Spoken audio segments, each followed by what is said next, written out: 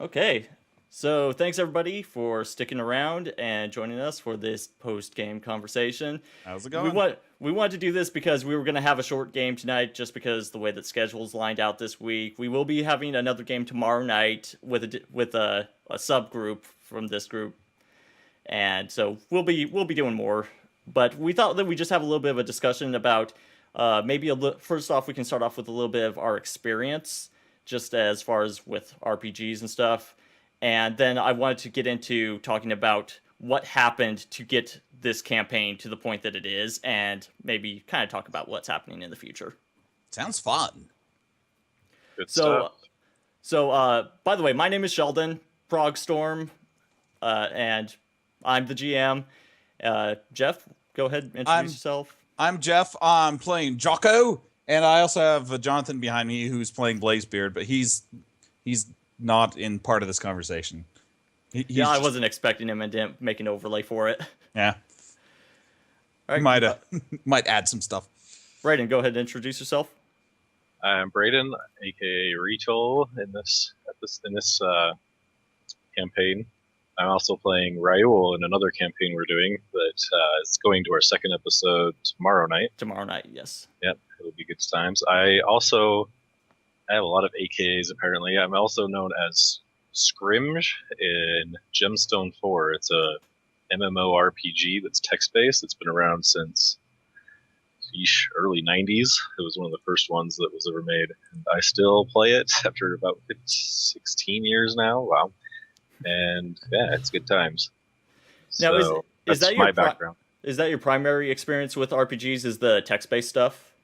Yeah, I played D&D a couple of times here and there, but nothing serious. So most of what I have experience with is this text-based online live action type of game. It's very similar, roleplay oriented. The roleplay is enforced in the game, but Yeah. yeah, Now, it's Jeff, much less dungeon crawly, much more hack and slash, go in and level your character up type of yeah. experience. But yeah.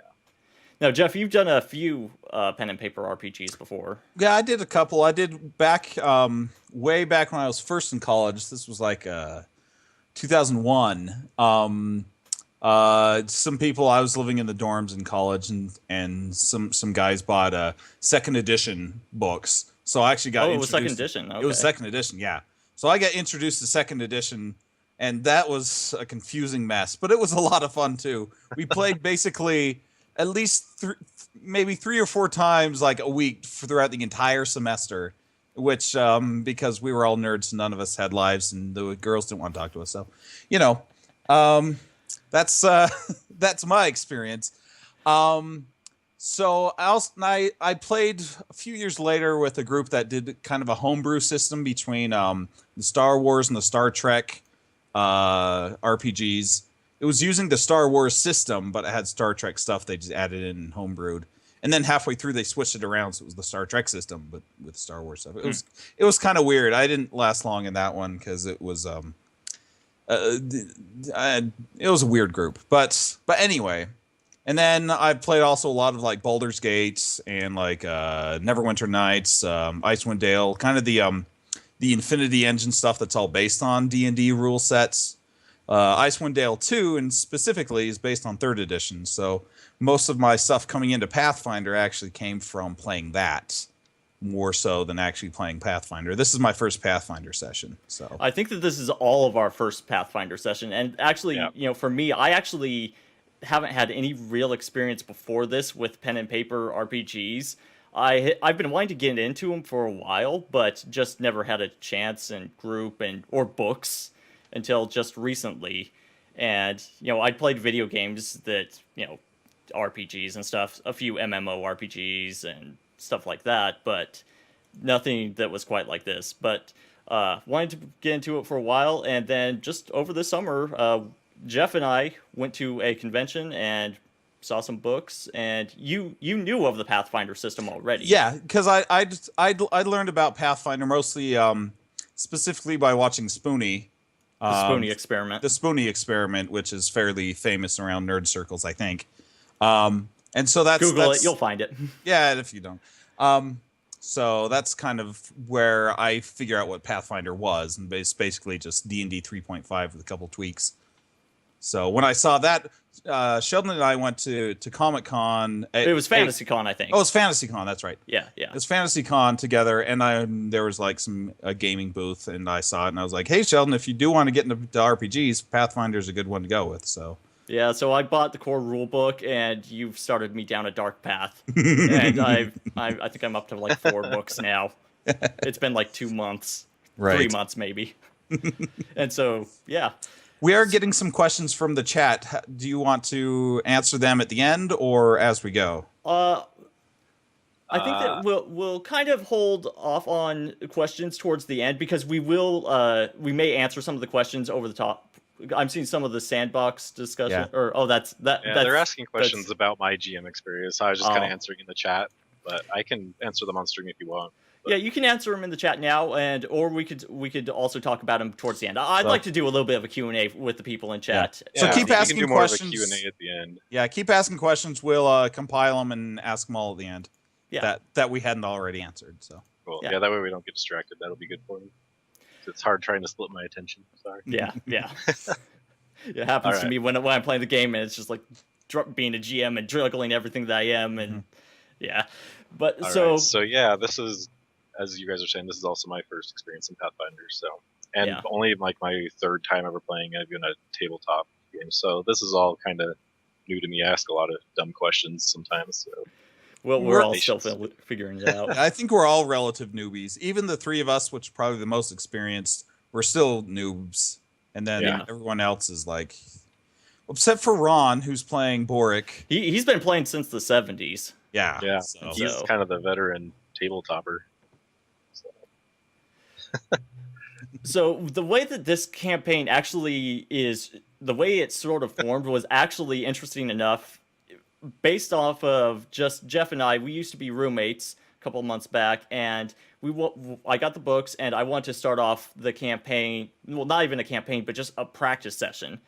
So we had gotten online, and we had some modules that we had found. And Jeff, you ran the first one. yeah, I did. It was we basically just made a couple of characters just kind of to make characters. And so Sheldon made this mage that he named Thelic, and I made a halfling rogue that I named Josho because it was I first named him Josh because it was after a friend of mine, Josh, who's kind of short and hilarious. And then I added an O at the end to just make it sound more fantasy. But these were just kind of test characters more than anything. And so we had those 2, and I think Bongo. Bongo, which was Who was originally a paladin. he was originally a paladin, but then I had to turn him into a barbarian because his characterization ended up being like, "Ooh, I'm Bongo, do do do." He was low intelligence, and then Yeah. then it's just like, nah, he's a Made barbarian. him a barbarian. Anyway, So, yeah, you GM'd that campaign because again, I hadn't. This Yeah. was my first experience. it And wasn't even really a campaign. It was basically just a combat A module. encounter with a couple of goblins, and that was it. It Yeah, wasn't even like a full module. It was No. basically, here's how to play the game. Here's some weird tutorial with some goblins, and we killed some goblins, and that was pretty much it. We did the whole thing in like 2, maybe 2.5 hours. Yeah, So yeah, and so it was, got a little bit of experience. There was a group of goblins, a shaman that was like mind controlling them, and yeah. ran through, basically killed them off. Go ahead. We cut off their ears and brought them back to town for a bounty. That was the bounty. Yeah. And when I first, again, this is my very first time playing any sort of pen and paper RPG, and so we had the 3 characters, and then we had there was a decent amount of goblins, and I was nervous about getting overrun just right from the get go because Well, 6 of them were like half deaf and didn't have any weapons. So there's really only 3 that we had to fight that were actual threats. but it was one of those things where I didn't even know what was going on because Right. I didn't all in GM mind. It was the first thing ever. So But since we knew that, since I was the one that was buying the books, we decided that, okay, we'll run another module and I'll GM it and start getting the experience of playing as GM. And then, so I found the module Hollow's Last Hope. And that one kind of gave us our current setting, which it starts out in the town of Falcon's Hollow. And we added a cleric to the party. And cleric named Sarah, just because we needed a cleric because we already had a fighter-ish, well, barbarian, and a thief and a mage, so you have to go with the classic. Yeah, so I continued playing as Thelic, but Jeff took over the rest of the characters, and Bongo changed his class over to Barbarian, and then the funny thing that happens with that campaign, or I keep saying campaign, that module right from the get-go, is that there's these people lined up outside of an herbalist shop, and they're sick, and there's kind of a plague that's been going around, and we've heard about this, and we're like, okay, we need to go find out what this is all about. People are saying that the herbalist is the one that knows the information on what's going on, and there's a line of people to get to the door, and Josho decides that he's going to do a little something to make sure that the group can get past. That's right. I don't even remember what it is now. Wasn't it the oh no, I do remember. I tried to put on a comedy routine. Yeah, because you would train comedy. Because Josho had ranks and perform comedy, just in case it ever came up. And so I tried to use that as much as possible. So I put on this goofy little comedy routine to distract him while everybody else slipped inside the shop. Yeah, and you got some rocks thrown at you. I did. I didn't roll very high. No, it wasn't very good.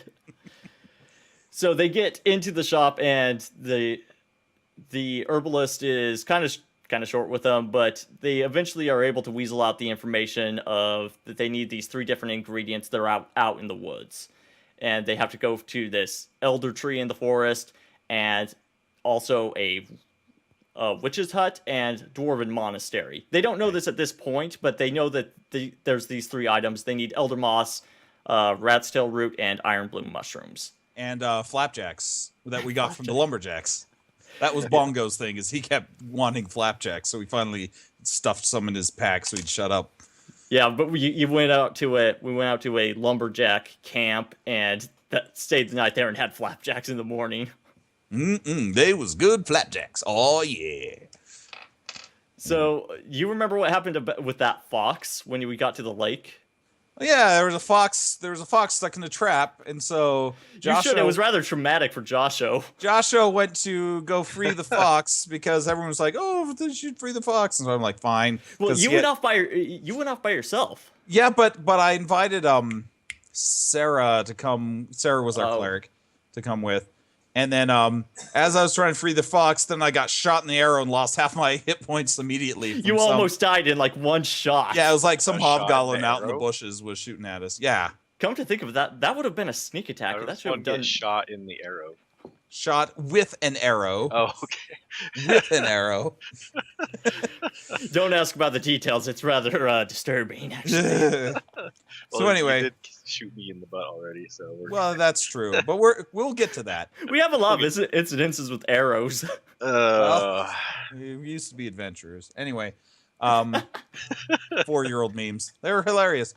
So anyway, we drove off the hobgoblin, and then Thelic. Yeah, it was a hobgoblin that had set up an ambush that the fox was the bait. So Thelic, the wonderful mage that he was, decided to take the fox and like nurse him back to health for some reason. Hey, yeah, good character. But since Josho didn't really, since that fox almost got him killed, there's kind of a grudge going on there, which plays into role events in a little bit. Yeah. So, also, you get across the lake, and what do you find? Wooden fairies that were just like dead fairies that were like frozen and made out of wood. Dead fairies that turned into wood, and you decide, hey, this might be of some value or something. So Josho took one just in case. You never know. And they didn't get described very well, though. Because I thought they were like cute little fairies, like fairy carvings, but apparently they were like, no, they're horrified. It was them dying, frozen in horrific rictus of pain. So, Brayden, did you have a question? No, I didn't have a question. I was just laughing. Oh, I thought you had one. So that was, traumatic. Anyway, so I picked one of those up. Or Josh did. So then, you get across to the other side of the lake. You had built a raft, and actually getting across the lake I look back on it, and it's just like, the spell that I used, it was the floating disc thing to kind of push the characters. Yeah. Built a raft, used floating disc to push the characters across the lake. I'm thinking that probably won't work now because of the weight resistance and stuff, but I was new at Yeah, GM, we're still, GM house rules, whatever. Yeah. So we get to the tree. We get to the tree, get attacked by, what was it? It was a tassel worm. Whatever that is. Yeah, we can. Yeah, it's this, and he wasn't terribly difficult. And we got the bark from the tree and Or the moss. The moss, whatever it was. Then we went to the witch's hut, which was all creepy, and we spent just like 30 minutes creeping around the witch's hut because it was all like still and weird, and there ended up being a an enchanted cauldron that started jumping around and attacking us. Yeah, them constructs. Yep. But Joshua stayed out of the hut that the cauldron was in, so everybody else had to fight him. No. The thing is, the thing I was going to try to do with that is that particular cauldron had the ability to, if it bit you, it could then try to swallow you. I wanted to have him try to swallow Joshua. Yeah, but Joshua did not go in the hut. But Joshua didn't go in the hut. Here's the thing with Joshua: he's got a brain. He knows he's short, and he knows how to compensate for that. It's not about the size of the halfling. It's about what the halfling does. I've always thought that it was because the first time you get hit by that arrow from the hobgoblin and almost died, it's just like, okay, I'm staying in the back from now on. Well, there's that too. But anyway, you're able to get the root, and then from there it's to the monastery. Then we went to the monastery, which had some bats that we didn't kill because it was a bat swarm, actually. It was a bat swarm that we just opened the door, saw it, and just shut the door, and we're like, never mind. I hate swarms. There was a giant spider that scared Bongo so much that he just like reflexively chopped it in half before it could even move. It was pretty awesome. That was pretty awesome. It was just like one move, swings this great sword, and the thing is dead. It was pretty awesome. Nice. Let's see. There was some Bongo smash. Is that what that was? Pretty much. Yeah. Yeah. The spider scared him. We have notes, by the way. Then there was let's see what else. There was some skeletons that were hidden and they came to life and we killed them, whatever. There was a kobold that we captured and had I've got to point out the skeletons, because the thing is, those skeletons just like botched hardcore. That's right. No, so what ended up happening is just like right. They swing their claws to attack, botch the roll, and so they twist so hard that they break their own spine and collapse. That's right. Like two of the three skeletons killed themselves. And so poor Joshua was like hiding in the cell and these skeletons are swarming him, and then they all kill themselves, and he's just like, okay. It's just like, well, that was a thing. Well, that happens. The party was actually separated at that point, so in some ways it's lucky that they it was just Joshua and Thelic, and Thelic like actually in the the creature manual, these things can self-destruct if they roll ones. No, but it was what I came up with for the botch. It's just like, okay, they did damage to themselves, and like I don't remember what I rolled, but it was just like, oh well, they die. That was pretty hilarious. Nice. So Joshua's had a lot of good luck. Anyway, so there was this kobold that we captured and tried to have him show us where the mushrooms were, because we were trying to find iron bloom mushrooms in this place. And so we had him sneak off. We found a room with some sleeping wolves. We shoved the kobold into the room thinking that, the wolves will just attack the kobold and then they'll hurt each other and then we can sweep in. Little did you know. Then it turned out the kobold was actually in league with the wolves and woke them up, and we had to fight everybody. So it was yeah, but it's okay. Sarah ended up setting a table on fire, but we got it out pretty quick. It's with us setting stuff on fire. It was with burning hands too. Yeah, it was. Sarah had burning hands. We'll get to the rest of burning hands. Oh goodness! On that, Jonathan perks up. Jonathan heard burning hands. Ooh, fire! I've been wondering why he's just like chilling back there on the bed. Yeah, well, he's playing something on his phone. Okay. So the thing about it was that there was a book in there, and actually like inside of that desk, and it's 25 platinum, I think it was. Yeah. No, just no, no, enough- no, no, Dang. no. It was was like more than that. 100 platinum. Yeah, I got 25 platinum. Yeah, of you it, got yeah, which you I split. then had to use for bail. But we'll get to that in a We'll minute. get to that. So anyway, See, the thing is, so anyway, Brandon- we'll get plan. to that. Brayden doesn't even know this stuff. Is the funny thing No, because I'm you know, learning all this for the first time. Yeah, yeah. So this is I learning wasn't playing experience for yet. you too. Yeah. Again, this was just again me and Jeff just practicing, just trying to do a module Right. and learning our way through the system. Yeah, that's So- a lot of money. So then there was Yeah. this. Then there was a warg that was like, "I'll help you find these mushrooms if you kill these dark mantles." And we're like, "What the heck is a dark mantle?" And then we found out they're like weird octopus things that live in the dark. But we killed them pretty good, actually. Yeah. You set it up really well. It's just like, okay, let's wait outside and open up the doors into. It was the sanctuary Chapel. of the Yeah. Yeah, it was Yeah. the chapel. yeah We found and the corpses later. They're creepy looking. right because we come back to this monastery, and that's the dungeon that we're in. We're in the lower level now. Right. And so, you guys, us, we set it up really well, and those things are down before they even really get a chance. Yeah, we pretty much just Yeah. surprise Pat rounded them to yourself death. in the back. Yep. So anyway, and then it turned out the warg was lying, so we had to kill it too. Yeah. I had to retcon a little bit because in the room that the warg was in, there were the mushrooms that you needed, and then there were some stairs in the back. You went down and checked, and I was just going with the module had said that there was another module that you can use that to give the description of what looks downstairs, but I didn't have that at the time, and I was just like, okay, just say it's just a storage room, and that's what the module said. So I had to retcon later that it's just like, oh, you get down to the storage room, and there's a hidden door. Right. So had to add that in later. But that's okay, because that's kind of what we're doing now. Oh, is that But the one anyway. Randy found? Yeah, that's one man. The door in the storage room. Gotcha. So anyway, we have all of our 3 ingredients. We start heading back to town, and we get attacked by mosquitoes like 7 times, like giant mosquitoes. Also, we try to cross a river.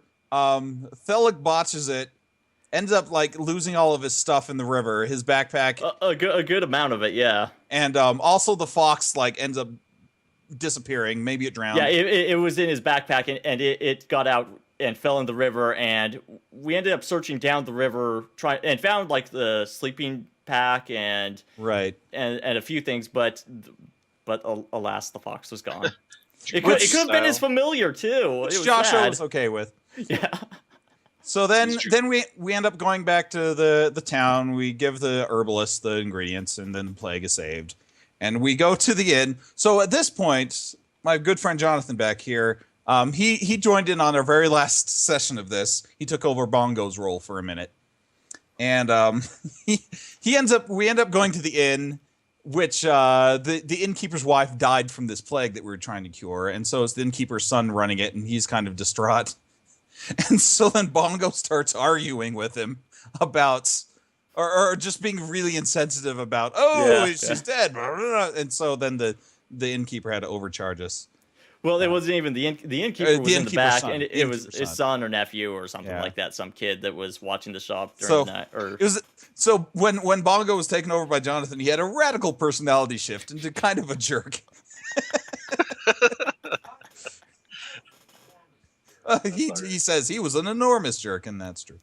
But anyway, but that was the end of that module, and we never even actually really awarded XP quite properly and We- divided out the loot. I think well, we did at the end we did. I mean, I had plenty of XP after that. But Yeah. But then it's at this point that I'm looking online, and I find out that this module is part of basically the official Pathfinder. Chat says hi to you, Jonathan.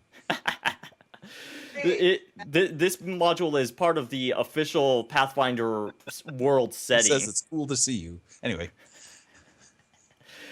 And so I start looking into this, looking on the wikis and stuff, and it's just like, oh, this can be an actual setting. And I was moving at this point, and so it's just like, okay, we're gonna have to do games over Skype. And so we decided, okay, we're gonna do that. Start talking with other people. This is when I talked to Brayden, Mandy, and Ron, and get them involved. And of course, Jeff and Jonathan are already on board. We tried to get some other people, but didn't work out. But, we've got a big group as it is for doing an online stream, so it gets a little chaotic sometimes. Yeah, this group size of group we have is pretty good. Yeah. Yeah, 5 people. Any more would be like we'd never possible. do it We'd because never get schedules. through anything. Yeah. Yeah, that too. Schedules is ridiculous.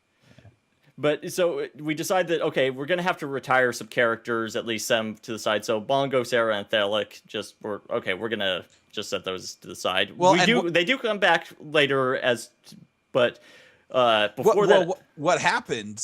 Right. Was that Josho, as the little sneaky rogue that he is, had found some loot earlier that nobody else was around, and so he just pocketed it all because he's a rogue.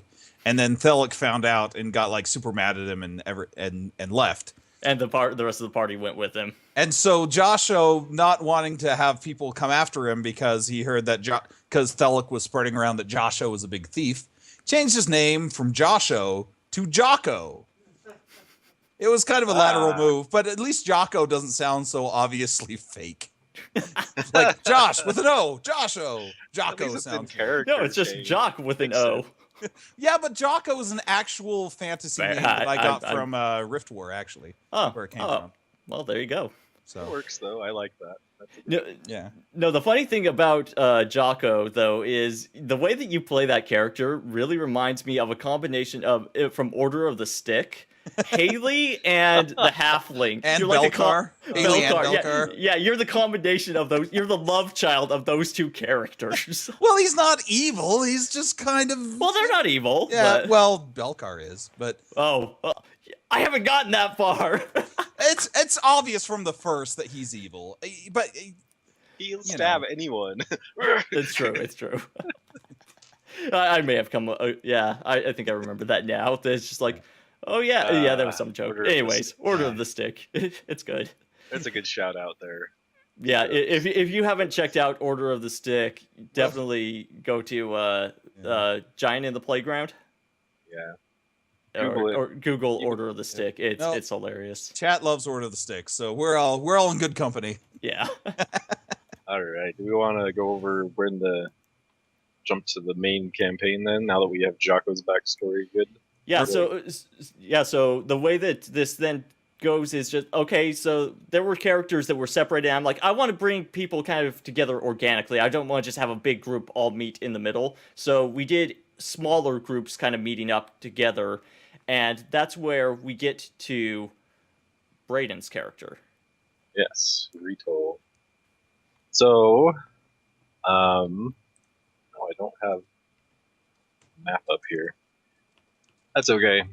So Retold's origins are in the nation of Isger.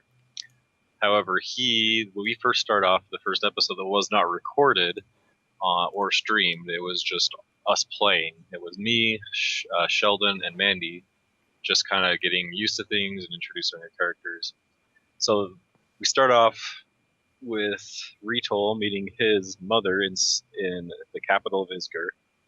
And it's kind of a secret-ish meeting. His mother is wearing a cloak and not really revealing to people who she is. She gives him... There's a little bit about his backstory that we won't reveal at this point. But yeah, we're not going to reveal a lot of his backstory just yet. But he meets with his mother, who is human, by the way. He's half-orc. And she gives him a slip of paper that basically says, take this to the guardhouse. Guardhouse, or the warehouse, or the supply quartermaster, or something like that. Yeah, quartermaster. There we go. Take this to the quartermaster. He'll give you whatever you need. And basically, they have a conversation that's basically like, "I love you. Good luck. Come back if you need anything. You always have help here in this group." It's like, all right. Yeah. So he's kind of grumpy about it, but he goes over to the quartermaster, and the quartermaster, and this is where he meets Maeve. Maeve is a city guard, and it is actually Maeve's last day. She is helping out with the quartermaster, and he assigns her to help this sap go get the supplies because he doesn't want to deal with it. He's too busy. So that's how they start a conversation off. And it was the most awkward role-played conversation. Oh my gosh! It was I wish it was recorded. It was Mandy's first experience with it, and it was It was It was pretty. It was just like kind of "Hi, standing how at, are staring at you?" each. Yeah, which actually worked because her charisma is like ridiculously It's low, pretty and low. Rito's a half orc, so he doesn't have the best charisma either. So it's kind of like, So it's like "Hi." the opposite of when I met Blazebeard. Oh Yes. yeah. So like, We'll get to yeah, that. you can. Yeah. So you can imagine the first time we met you guys with your super insane charisma, you're like, let's put on a comedy show. Maeve and I are looking at each other. Like, Don't spoil. Don't spoil it. No, we'll get there. we'll get Because there. oh So boy, will we get there. we're prefacing that meeting with this because the contrast is great. Yeah.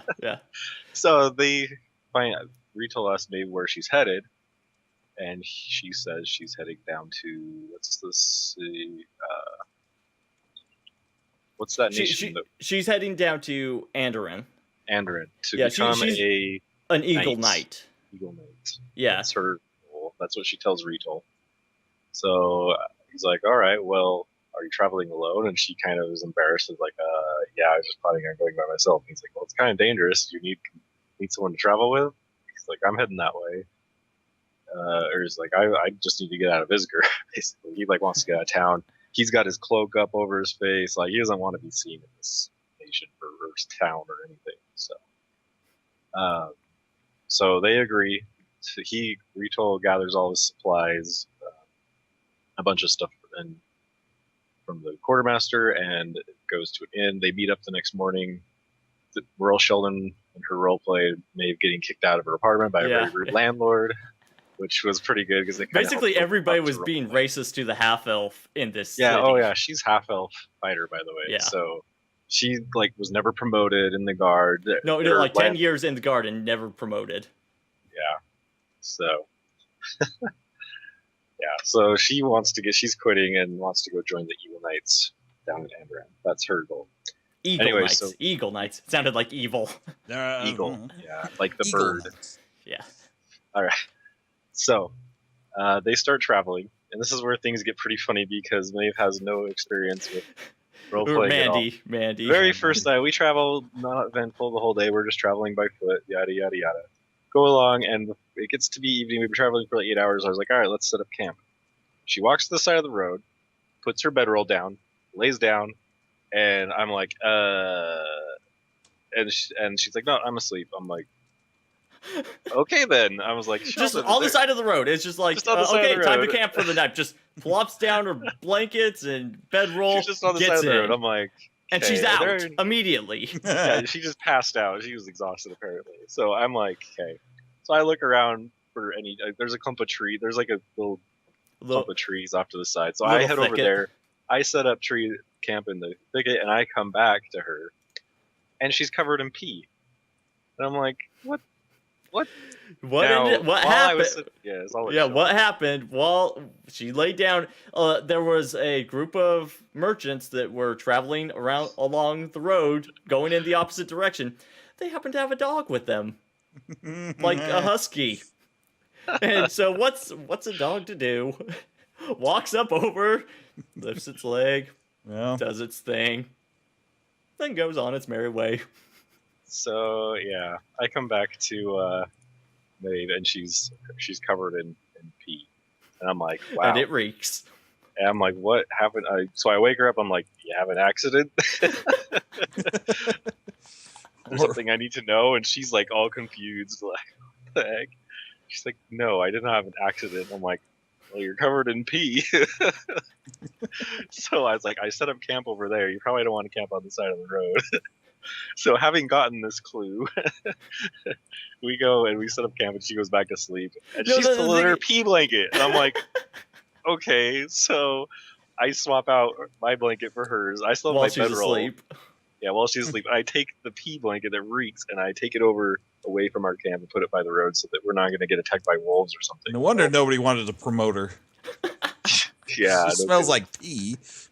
So that was the wondrous events of our first time. That was the first night. That was just the first night. So then we're traveling along the next day, and we set up another camp, and this one goes better, mostly. We set up a small fire, and we're kind of in this gully, so we can't be seen from a long ways away. Yeah, you're on the other side of a river at this point. You would pass through Yeah. a village or so, and So we're doing good. We don't get peed on this night. It's very good. Um, That's anyway, helpful. in the middle of her shift, we're taking shifts watching.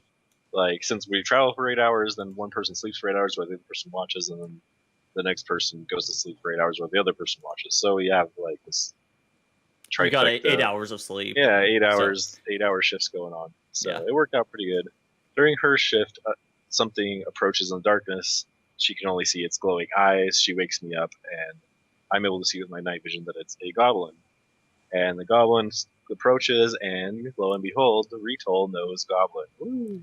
and the thing is, once Maeve finds out it's a goblin, she just kind of starts acting a little bit nervous. Yeah, Maeve is freaking out. She doesn't like goblins, apparently. Yeah. So something in her backstory doesn't like goblins. She really freaks out. And then her companion starts talking in goblin to top it off. So she's like, so she's like looking at sword you and out. just like, Like- what have I gotten myself into? She's like freaking out. I just like calm her down. I think she actually learned to trust me a little bit on this trip, which is good. So anyway, Retold talks to the goblins like, "What do you want?" Like, I don't remember the conversation how it went, but basically the goblin doesn't say anything, and just runs off. Yeah, I think that this first night, it just scares off So- the goblin. We decide, okay, well, forget camping. They're going to come back with reinforcements, and we pack all our stuff and we take off down the road again. Doing a forced march, might I add, because you haven't. We're like Yeah. moving as fast as possible, and I didn't get enough rest, so I start doing constitution checks until finally one of these I botch and roll one, and I fall flat on my face in the middle of the road and take a And point of pass damage. out. Well, I didn't. Oh yeah, you didn't pass out. You just My exhaustion made me trip. No. So I have a scuffed up face, so I just heal myself, and then we decide to set up camp, and I go to sleep. We think we've lost the goblins, and this time we go clear off the road and then hide in these trees where we camp. So during the shift, Maeve can see little green things on the hills across the road moving around, but they don't approach us. So I get my sleep. During my shift, 3 goblins approach our camp in the middle of the night while Maeve is sleeping, and I wake her up and I talk to him again. I'm like, "What do you guys want?" I was like, "What do you guys want?" Like, I don't remember what I said, but one of them asks, "Have you returned?" And I'm like, I think he said, "Are you back?" "Are you back?" Yeah, something like that. And I'm like, "I'm from Lakewood," or like whatever it is, like. There were a told- few things that it said. It said, "Are you back?" and "Is it you?" Yeah. Are you back? Yeah. It was you. I think you had named yourself Have you or returned? something. Because you would actually given your name to Yeah. the first goblin that first night. Yeah, I did. So I gave my And- name the first time, and they're like, these goblins are all curious because there's a half-orc speaking goblin at them. They're like, and I didn't know, Retail doesn't know why. Anyway, so I try talking to them, and they don't attack, curiously. 2 of them vanish, and then the last one vanishes, and we're like, all right, let's get the crap out of here again. The thing is, it was actually like, oh my gosh, this is intense. It's it just like, was really what kinda is going on? We're like, now there was 1 goblin, now there's 3. There keeps being more of them, and they are tracking us down somehow. So we actually didn't cut straight back to the road where they were. We cut through the trees up a mile, and then back over to the road and kept going. And then just before we see lights in the distance, and it's still really early morning, like 2, 3, or 4 in the morning at this point. Mhm. It's still And dark. a goblin comes up behind us, and hilariously, I went to cast a spell at it and realized that I had to touch with that spell instead of, so we retconned that, retold, Retcon. retconned. We retold the combat. We retold it. How appropriate. Anyway, so instead of doing that, and we realized at this point we hadn't bought crossbows. You didn't have any ranged We weapons didn't have at any all. ranged weaponry. We're like, really? This comes from us just being noob players and not even thinking, oh, I need to buy a crossbow. I've got my mace.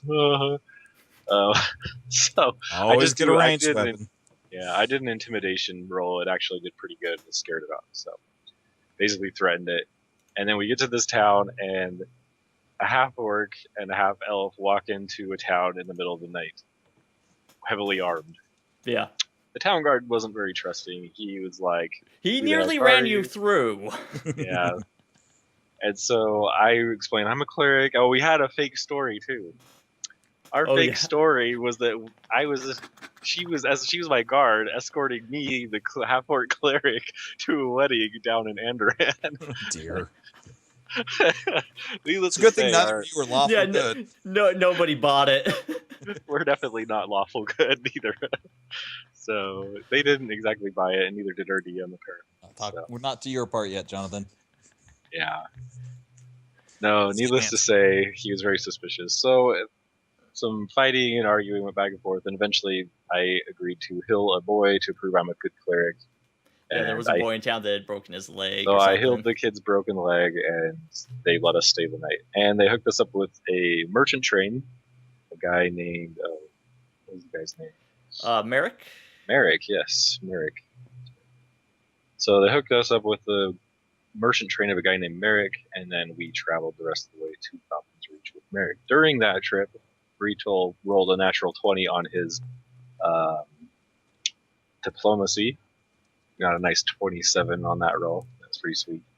And pretty much made a really good contact with Merrick to be able to introduce him to some other to other merchants and put in a good word with him with the Lumber Consortium and all that good stuff. And actually, we'll go ahead and say this because you did roleplay this, that you actually start making a little bit of negotiations. It's just like, I'll put in the good word for you. I have connections back in Isger kind of thing. Yeah, so. and yeah, Retol told him that he's got really high up connections in Isger and could get him some pretty high end contracts if he's interested. So yeah, and he also wrote a letter back to Isger to a certain someone explaining this. So that's all pending in the works, and we'll see how that plays out later in the background. We've been crawling through this dungeon for so long. It's just like, in game time, it's only been a few days since that letter was sent. Yeah. So that was how Mandy and then we get the rest of that episode was us just getting to Falcon's Hollow. We pretty much walk into Falcon's Hollow, and that's when we run into this other group because the merchant train told people that I was a cleric, and poof, all of a sudden this adventure group was looking for a cleric to help them find some kids. Right. So that's my ramble there.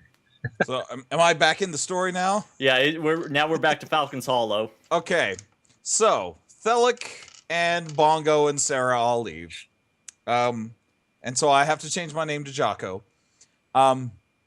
So at the same time, I go downstairs in this inn, and who do I see but this fiery-haired dwarf trying to order drinks at like 8 a.m. It's this guy back here who's playing him. And so the innkeeper, apparently there wasn't a whole ton of room at the inn, and so he assigns us quarters together. And so we had, so what? Did you guys hear that? Yeah. Okay. Yeah, tell me if you can hear what he's saying so I know whether to repeat it or not. But so we go off for like 20 minutes, like just this banter between me and him, just playing off each other, this dwarf and this halfling getting to know each other and having fun. And he tells me about his plan to get a lot of money so that he can like start a sorcerer school or something? What? I don't remember exactly what it was. Do you remember? My own mine. Oh, it was his own mine, right? Because he's a dwarf. That makes sense. So, My sorcerer's powers. using his source. We have the most interesting party. We've got a half orc who is the cleric. We have a dwarf who is a sorcerer. I know. We're basically all playing against the race class combos that people usually do.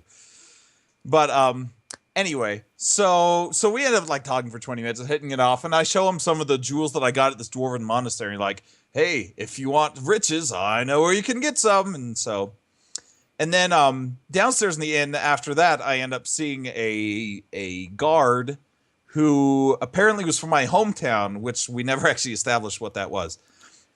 Nice. Oh, hold on. At I've least gotta I bring up a don't map. remember if we did. Keep talking. I'll bring up a map. Okay. And which ends up being Boric, who knew me from before when I was just like a little scamp running around being a street urchin.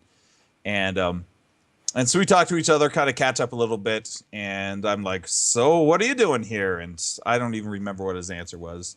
So what was happening with him is that he had been doing some mercenary work, actually working as a guard for a merchant train that was coming up from the north. Right. Interestingly enough, this got here at the exact same time that the merchant train coming down the river from the north, or he came up from the south.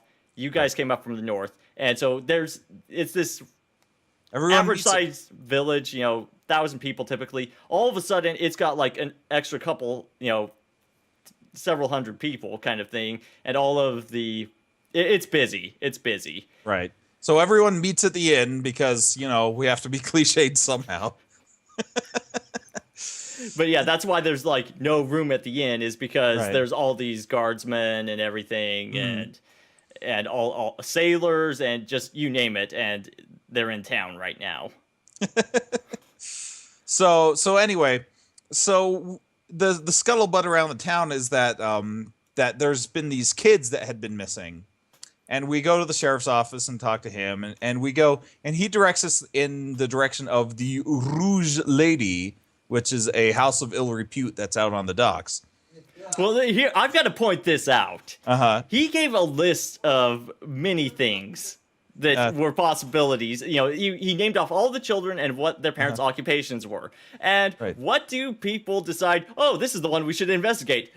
The one at the brothel. Well, I will tell you why. Not because it was the brothel, but more because I had nothing to do with this decision.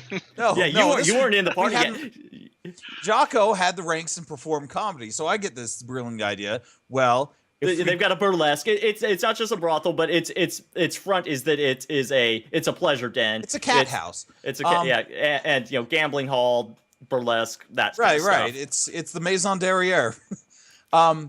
Anyway, so I have this idea. Well, we can go in and be performers for him through the nights, and in exchange, because I've got ranks and perform comedy and whatever, in exchange, we'll get like some information from them and get so we can really go after these kids. Because it's one of the kids that's missing. It's the brother of one of the whores. Basically. So we go in there, and poor Blazebeard here has to like comfort one of the woman who's crying, and so he gives her booze. well, you walk into the place, and he's like, "Can a dwarf get a drink around here?" Yeah. and since you guys had rolled really well, getting past the bouncer, that it was just like, okay, yeah, we'll let you do this comedy thing. I'll put in the good word for you. And so they're like, okay, you guys want drinks and stuff? Here's the stage, kind of thing. Check it out, make sure everything's good. You can prepare for your show, and what does he do? He orders a beer. So he orders so he gets all the info we need out of this woman, and at the same time, Bork is going out, and he runs into to Maeve and Retol, and I wasn't there for that. So yeah, they had noticed them coming in. They were going into the general store, which is just across the street. Right. And we needed a cleric, so he's like, well, that guy's apparently cleric, so. You had actually heard just from, like, the merchants and guards that, yeah, there was a cleric that's in town, right, and you were actually looking for him. And so they come over to the Rouge Lady, and they walk in, and they see Blazebeard and I rehearsing this comedy act, and they're like, what did we get ourselves into, kind of a thing. So Rachel, what do you decide to do? I left and went back to the inn. Yeah. I was like, all right, we'll see you guys in the morning. I was out. So Retol goes back to the inn. Bork and Maeve stay in the audience to watch this comedy show. Okay. So the night begins.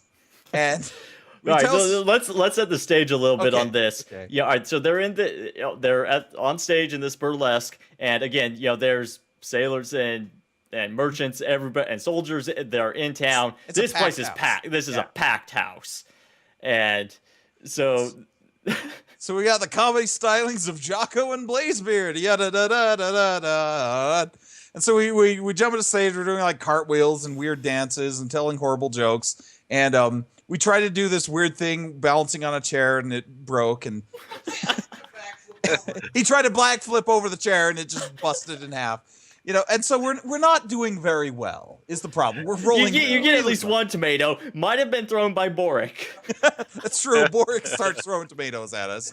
He 'Cause, went to the store beforehand, preemptively. Yes, he went to the market. So okay, so near the end of our act, The finale. the finale. I start doing cartwheels while Blazebeard is doing like the old Russian squat dance. So, he's gonna come show you. Oh, maybe he's not. Anyway, so I completely botched my roll, and he gets really low on his. So what ends up happening is that Blazebeard, as Jocko's cartwheeling in front of him, Blazebeard kicks him into the audience, which already hated us. And I land like face first in this like in the first row of like all of these Three sailors. these three sailors who look none too pleased to have a halfling punted into their midst. So then Sheldon has us roll initiative. And that's That's where things get where interesting. things get interesting. So Blazebeard wins initiative. He thinks, I've got to distract people from beating up this poor defensive halfling because he can't take care of himself. So Blazebeard, who, by the way, the type of sorcerer he is fire elemental. Okay? So he's a fire sorcerer, basically. And what is one of his spells he took was Burning Hands. And so he's like, well, I'll just spout out some flames and it will distract everyone enough No. time. We've got to get how he said it. Okay, how did you say it exactly? All right, ladies and gentlemen, are you ready for this? I know you've never seen a trick like this before. It's what I like to call burning hands. So he lets Up at the ceiling. up at the ceiling, which was not high. Diagonally. Yeah, but he still got the ceiling. And the problem was they were saying, oh no, you're not going to do this. Oh yes, now I have to do this. So it's long story short, he set the brothel on fire as a distraction. So yeah. So as the place starts going up in smoke, remember it's packed. So people see, oh great, the brothel's on fire. They start scattering for the exits. All right. And it's not exactly the type of place that's going to be up to fire code. Not in this world. Yeah. And so what immediately happens? It's a choke point at the doors. And all right, so the thing, what ends up happening is that Maeve is quick on her feet and is just dexterity, bam, and within 2 rounds has hopped over like 3 or 4 rows of chairs, is up on the stage and out the door. Yeah. She had me notified of the fire within about 18 seconds, we decided. Click on the chat. It wasn't very seconds. long. It was really quick. Meanwhile, sitting next to her had been Boric, and he gets hung up on his armor.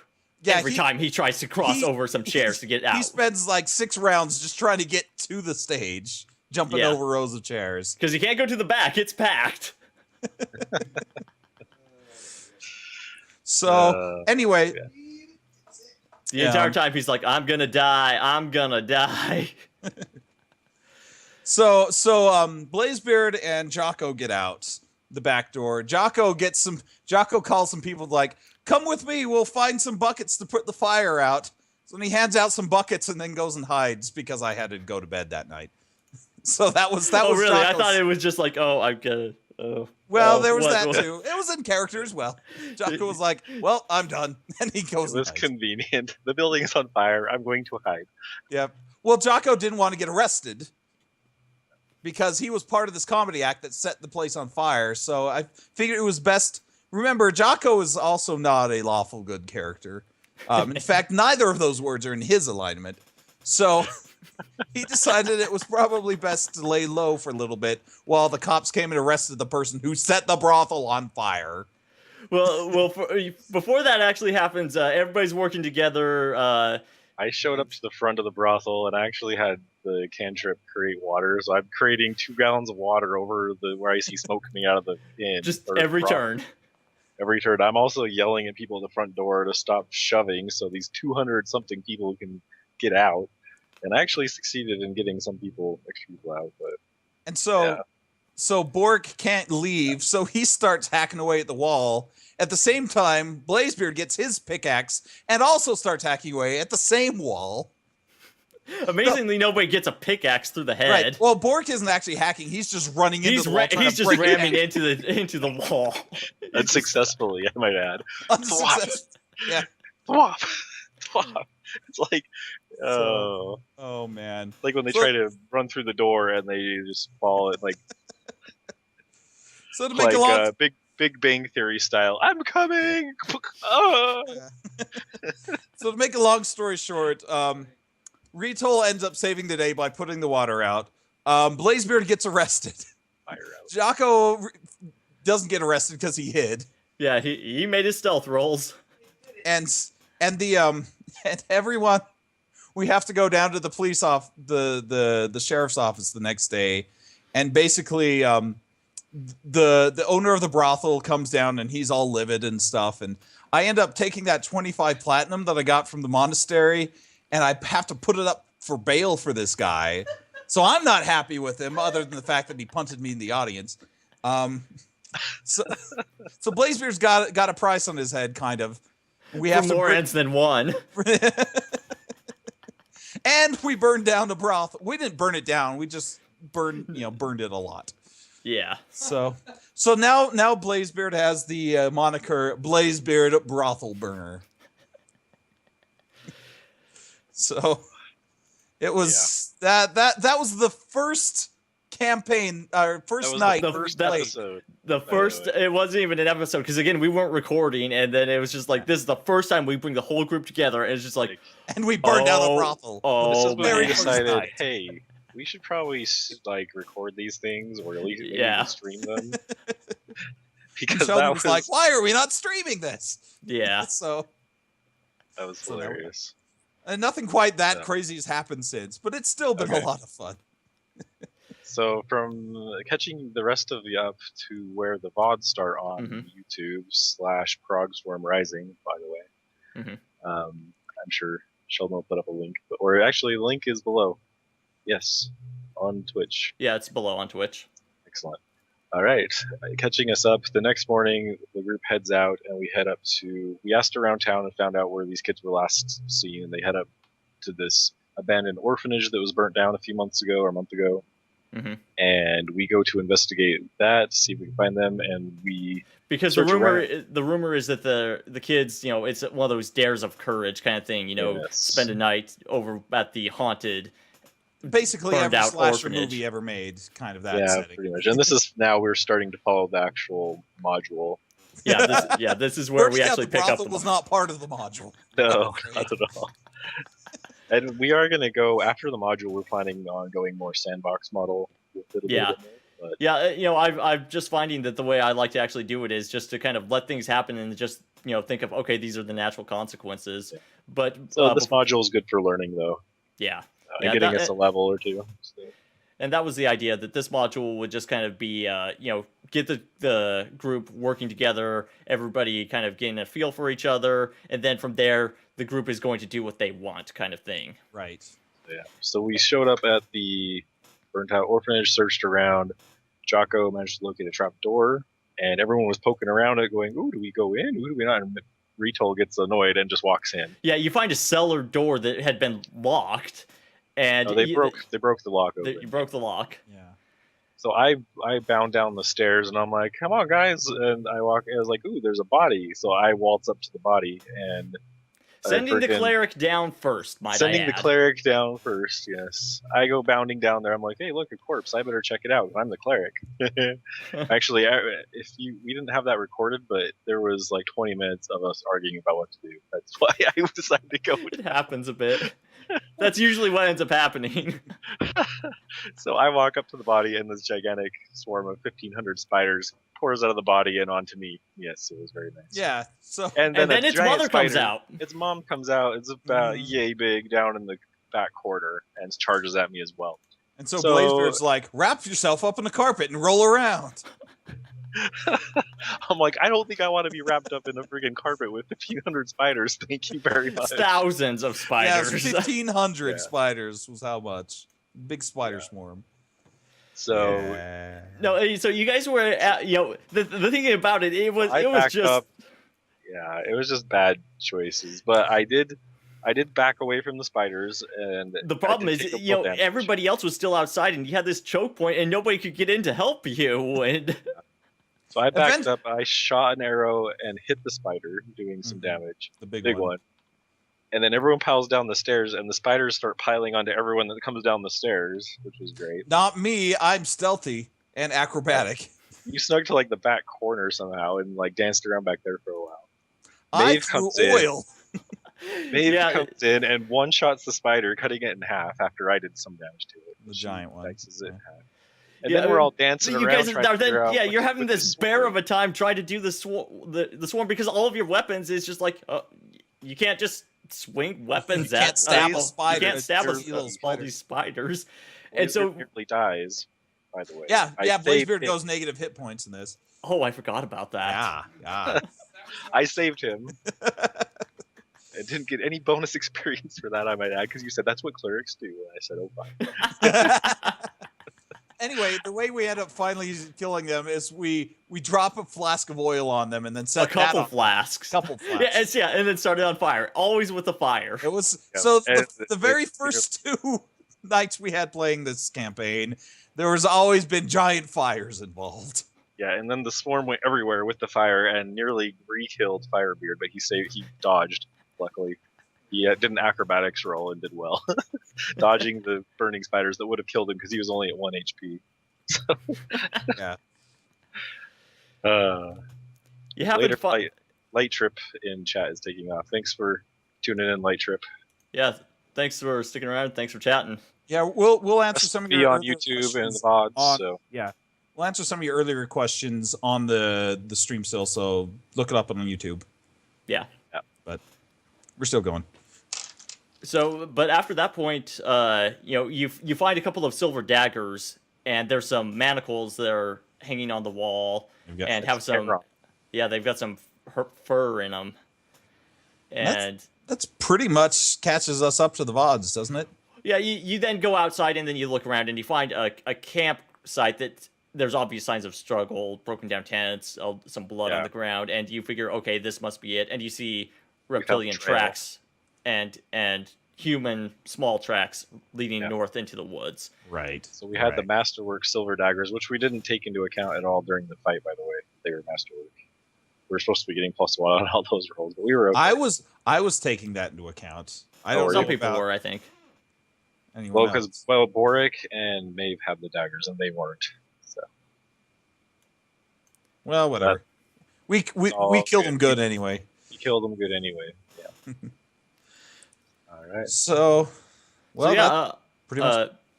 yeah, that catches up to the VOD. So I think that we can go ahead and go in to look Okay. at questions. I'm and going to start at the Alright. stop at going to start at the top and scroll down. First of all, Light Trip says, "I want the GM to laugh more when acting like a sad person because it's beautiful." And it's a purple heart. I'm not the best actor, I'll admit it. I'm working on it. No, it's fun. I love it. It's I love pretty the good. voices. It's beautiful. Let's see some more questions. My scroll is being. I liked your goal tonight. Yeah, It's very, very good. you got a nice It was Uh, very. Golem sound to it. got a nice Very cool. golem on there. Either that or yonder lies the crystal cove. This I find the other. Oh man. Oh, King's Quest 5. Okay. All right, other questions. I Uh, think. Let's see. I'm gonna go ahead and while you're looking through those, I'm gonna go ahead and ask the question from Vox in a box. Down at the bottom. Question: what is your favorite way to deal with mid-maxer? Yeah, Think he min means maxers. min-maxer. Min-maxing? Yeah. Well, I haven't actually gotten to where I had to deal with that yet. The rule I'm kind of coming up with right now is that just as far as my roles, as far as rolling characters, you know, I know that GMs do it different ways. Some might be just you roll a character and you've got to stick with it. I'm kind of like a little bit lenient that I want people to have a shot at getting an okay character, and so I'm saying that they roll their abilities and they have the opportunity to then roll a completely new set if they don't like the first set, but they've got to stick with the second set. Well, No, and regardless, but I think the I don't know how to. We really haven't had to deal much with min maxers because It's all of us true, are it's fairly true. new to this, so we haven't had like some veteran to come in and be like, I created this weirdly optimized, half elf cleric fighter rogue thing that's, we really haven't had to deal with that because we're all still kind of new. yeah, Um, that's true. We also don't really know much about 5th edition. We're playing Pathfinder, so we can't really answer any 5th edition questions, I'm afraid. Yeah. In regard to Box in a Box asked this question earlier when I was talking about Gemstone regarding min-maxers. So Gemstone, they were kind of asking about the setting there. It's more sandbox style. People do what they want, so they can roleplay if they want. Other times you have people who just go and hunt and level up their character and try to get the best gear. They don't roleplay at all. They pretty much just go sit at a table by themselves to rest. And there's hundreds of people that play that game, so it's kind of like WoW-esque setting, only text-based / with roleplay enforced. So, I mean, if they're being blatantly out of character and ruining the game for someone else, then the game masters will step in that setting. So is it more like a MUD then? Yeah, it's a MUD. It's a text-based, and then it's kind of like a MUD. Okay. So I haven't played Gemstone. Yeah, that's what it. Anyway, that's how we deal with it. We just pretty much let them do their thing unless they're interfering with the people who are trying to roleplay. Let's see what else. Light Trip wanted to know if Blazebeard was drunk, or he's possibly asking if Jonathan is drunk. The answer is Jonathan is not drunk, but Blazebeard usually is. So Light Trip also asks if as a half orc, did you ever face hack orc racism? Half orc racism, yes, quite so. My whole backstory is based on that, so it's pretty good. I'm not going to spoil my whole backstory for the last bit. Yeah. I'll have to see if it comes up in the roleplay. Hopefully it does, because it's pretty entertaining. Raucus, I don't know how to say it. Just wanted to point out that we're all wearing green shirts. Actually, this is blue. It just shows up as green in my camera. Yeah, your camera's not white balanced, I guess. No. Let's see. Are there any mechanics you don't understand with Pathfinder? Ask Light Trip, because Light Trip is apparently a Pathfinder expert. Oh. So. Well, unfortunately, Light Trip is no longer with us in chat. That is true, so we can't really answer that question. So far, well, he is more just offering to help if we he's watching. If you have questions. Yeah, I'll definitely keep that in mind. Yeah, usually if I don't understand something, I'm just able to go look it up online, and with a little bit of research, I usually figure it out or make some sort of judgment on it. Right. But it's mostly a matter of remembering all of the rules. Yeah. Vox in the Box is asking a question, I think, for you, Braden. If you have more than one group in the sandbox world and they end up being days ahead of each other, how do you go about not getting overwhelming with things like paradoxes? Well, there's not really paradoxes. It's more just open world. There's like a backstory overall to the whole world, and then the game masters will run a story, and if you're not logged on the game for the story, then it happened even without you. So it doesn't really. So it's kind of not really paradoxes. It's a MUD. It's not like a tabletop game. Yeah, so you don't have parties. It's kind of sounds more like an MMO type of thing. Yeah, But- it's but more of an MMO, text-based. not a tabletop. That's Right. Gemstone's completely different than what we're doing here. So Yeah. it's not like there's like Neverwinter Nights and stuff, which is more tabletop online. It's not. Gemstone's not like that. So I don't know if that answers that question. It's kind of hard to describe.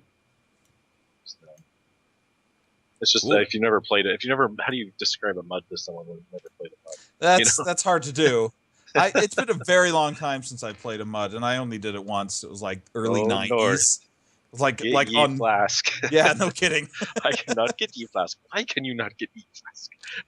Not quite. I'm making fun of stuff now. Yeah, well, that's more like that's more just text adventures from the early Yeah, 80s. exactly.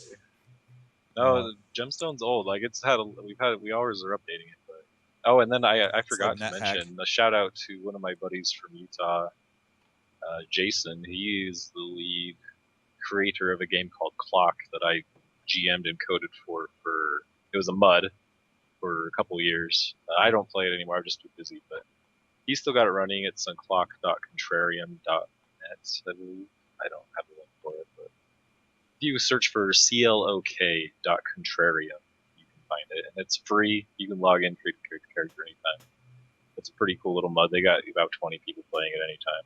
That I coded a lot of stuff for, like blacksmithing and their mining system, smelting, and their logging. I created a whole guild for traders. It was kind of fun, but it was just all mud based. Anyway, getting off track. That's fine. Light Trip earlier also wanted to say that Blazebeard Brothel Burner sounds kinky. It does a little bit, doesn't it? So, you know. And I hadn't thought of it like that. Also wanted to commiserate because as a halfling wizard, they once started a bar fight as well. So there you go. Nice. Is there any more questions? I think that we've gone through everything that was already in chat, right. unless that there are more that have come up. There's a little bit of a delay as well. Second. The delay. Yeah. So let's talk about the plans for tomorrow while we're waiting for any other questions then. Well, that won't be me, but you guys. Right. Yeah. So we've got a separate group that's also going on. You know, same people that are from this group. We've got Brayden, Ron, and Mandy, and myself. It's just minus me and Jonathan because our schedules are kind of weird. Yeah. So this one is going to be.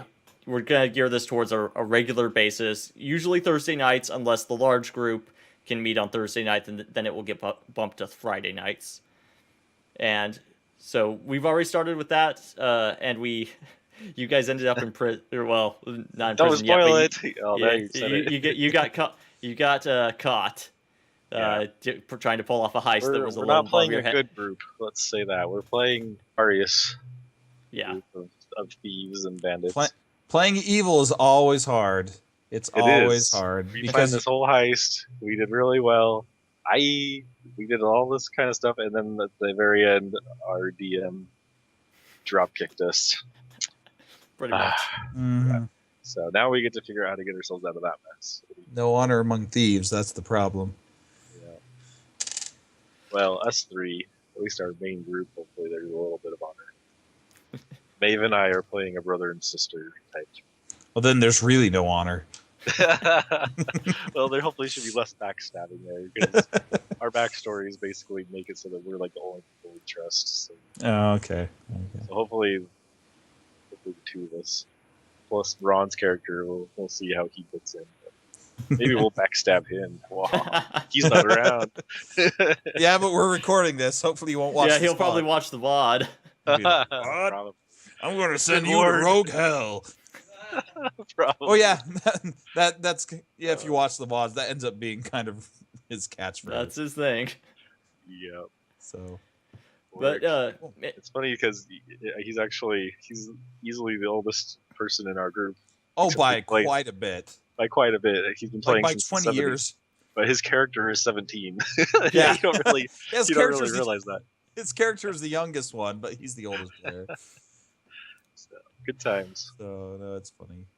All right. Well, doesn't look like there's any other questions. So Yeah. All right. Wrap things up here. Anything else we need to bring up, or are we Well, good? I'll just mention that the VODs will be on youtube.com/ProgstormRising. I don't have the link on the video, but it is below the video on Twitch. If you're watching the VOD, then you're already there. Hey. And we will be streaming tomorrow night, which will be Thursday, the 9th of October. 2004. And I think also on my YouTube channel, I may do a few scary games just for Progtober. Oh my gosh. October. Wow. Excellent. Yeah. Oh yeah. dear. It's terrible. I know. Oh dear. Here we go. So, but yeah, you can follow me on on Facebook. If also on Twitter @Progstorm and Facebook.com/Progstorm, and I'll post stuff there as far as when and where stuff is going up. Do you guys want to talk about the stuff that you guys have online? I do a whole lot of gaming stuff online. If you want to see some stuff I've done, go to YouTube. My channel is Mr. Kerr, MisterKerr. That's one word. I do write a lot of music. I've been having a project where I write one song a week. I've been kind of slacking on it because I've had other songwriting projects I had to work on. But I'm hoping in October to pick that back up again. And so come check it out. It's pretty cool. I mean, my mom likes it. Your mom likes it. That's Well, some quite of the them. plug. Some of them. She commented on one of them, and actually she doesn't like most of them. But one of them, she's like, this one I liked, and it was like the one that had a harpsichord in it. So, because she likes classical stuff. Anyway. Excellent. Oh man. Well, as far as I go, I don't stream yet. My goal is actually to use my Christmas money to upgrade my computer enough so that I can try doing that. Because right now my graphics would be atrocious if I tried to stream. So, Yeah. but no, I play League of Legends and Hearthstone and a bunch of other games. So I might stream some of that and see how things go there. So, Yeah, not you'll- until this year though. Yeah, I've streamed some stuff in the past. It's just been a while. If you go to twitch.tv/Mr. Kerr again, but this time it has an underscore. So MISTER_KERR. There might be some vids still up if Twitch hasn't deleted them. I played a bit of Skyrim. If you made highlights, then they'll probably still be there. Yeah. And So my and some like channel will Atari games. my channel will be Scrimge or twitch.tv/Scrimge TV. So SCRIMGE TV. So maybe one day I'll get back to streaming. Who knows if I'm bored someday, but anyway. Times, I think that's it for all of us. Yeah, So, I think Yeah. that's it. And again, thank you guys for chatting and sticking around with us tonight. And it was fun going over, kind of doing the counter monkey thing. Oh, the memories. Yeah, doing the counter monkey thing. But yeah, so we'll be back tomorrow night. Please come join us and check out the VODs. All right. Sayonara. Have a good one. thanks, guys.